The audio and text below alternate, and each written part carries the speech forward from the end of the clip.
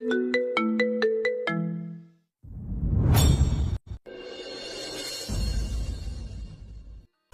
কতবার বলবো, বেশি প্রশ্ন আমার ভালো লাগে না। যেটা বলছি সেটা কর। লামিয়া চেক বইটা আমার হাতে এনে দিল। আমি একটা চেকে স্বাক্ষর করে দিয়ে বাবার কাছে দিয়ে বললাম, এটা নেন, এটা ধরেন। কি এটা? দেখতে পাচ্ছেন না, এটা একটা ব্লাঙ্ক চেক। স্বাক্ষর করে দেওয়া আছে, আপনার ইচ্ছে মতো অ্যামাউন্ট বসিয়ে নিয়ে। এই বলে বাবার দিকে চেকটা এগিয়ে দিলাম। কি হচ্ছে এসব? ব্যাংক চেক বাবাকে দিচ্ছ কেন? তুমি এসব বুঝবে না। কেউ একজন আমার ভরণ পোষণে টাকা চেয়েছিল, তাই আজ তার পরিশোধ দিলাম। তুমি কিন্তু এটা ঠিক করছো না। এমন বাবার সাথে এমন করাটাই ঠিক। আর তুমি আমাকে জ্ঞান দিতে আসবে না। আমার কথা শুনে লামিয়া চোখটা নামিয়ে নিল। আমার জন্য তোমাদের ঝগড়া করতে হবে না, আমি চাই না। আর আমার জন্য তোদের জীবনে কোনো অশান্তি নেমে আসুক। আমি চলে যাচ্ছি, তোমরা সুখে থাকো। বাবা বাহিরে চলে গেল। বুঝলাম অনেক কষ্ট পেয়েছে। কি করব বলেন? আগের কথাগুলো মনে করে সেই পুরনো কতটা যে আমার নতুন করে জেগে ওঠে।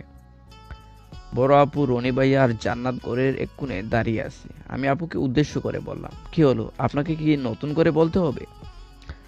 আপু করুণ চোখে আমার দিকে তাকালো। আমি হাসতে হাসতে বললাম, ও বুঝেছি, আপনার বাবা আমার সাথে তো ভালো করার জন্য ফাঁকা চেক পেলো।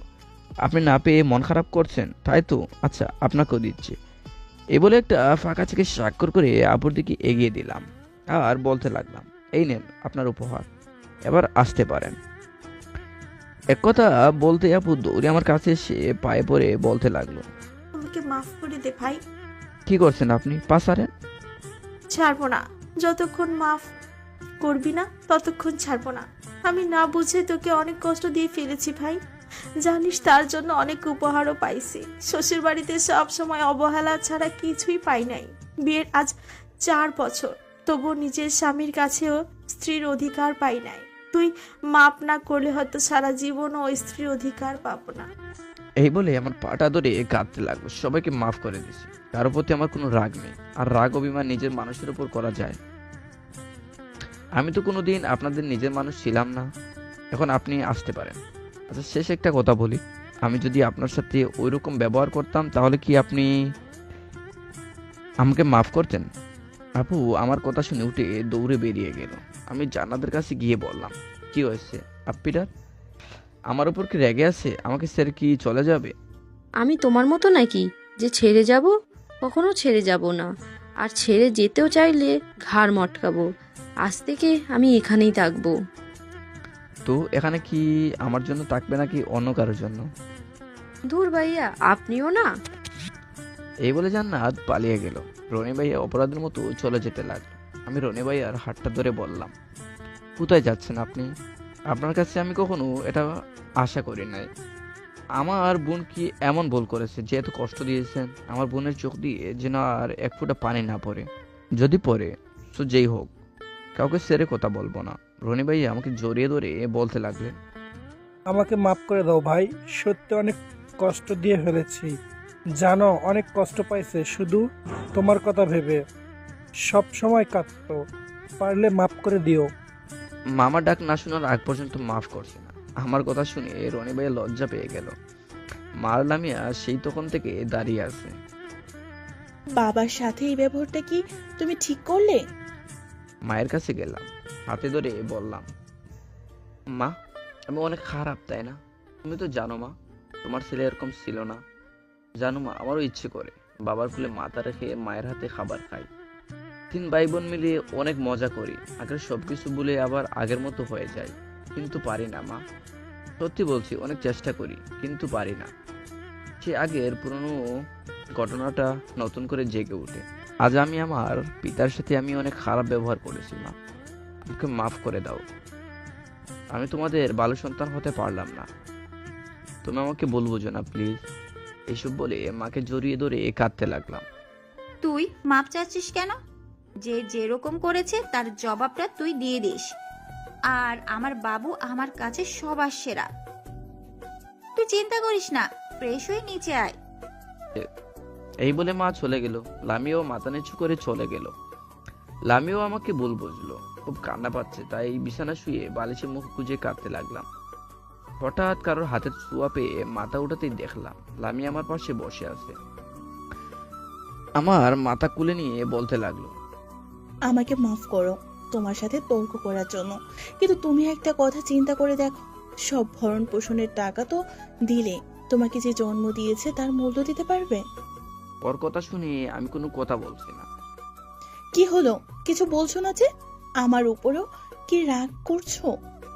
এই বলে আমার কপালে 12 বছর পরশ এঁকে দিল।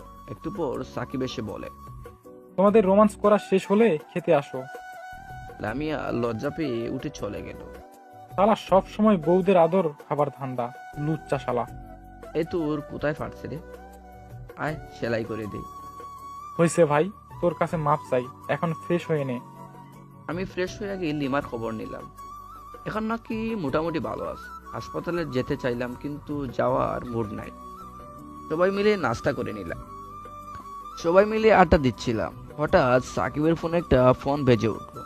ফোনটা রিসিভ করতেই অপাশ থেকে কেউ একজন কাঁদতে কাঁদতে বলে উঠলো, আমি সিমি দিদিমণির পাশের কাজের লোক। হ্যাঁ, তো কাঁদছেন কেন? সাহেব, বড় সাহেব দুপুরের দিকে বাসায় ফিরে কোনো কিছু না বলে করে ঢুকে বিছানায় শুয়ে পড়ে। কেমন যেন লাগছিল। বড় সাহেবকে জিজ্ঞেস করলে তিনি একা থাকতে দিতে বলেন, একটু আগে নাস্তা করার জন্য ডাকতে গেলে। এই বলে জোরে জোরে কাঁদতে লাগলো। বড় সাহেব মেঝেতে পড়ে আছে, কোনো কথা বলছেন না।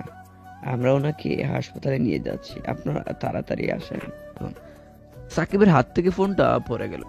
সবাই দাঁড়িয়ে পড়লো। কি হয়েছে রে, তোকে এরকম লাগছে কেন?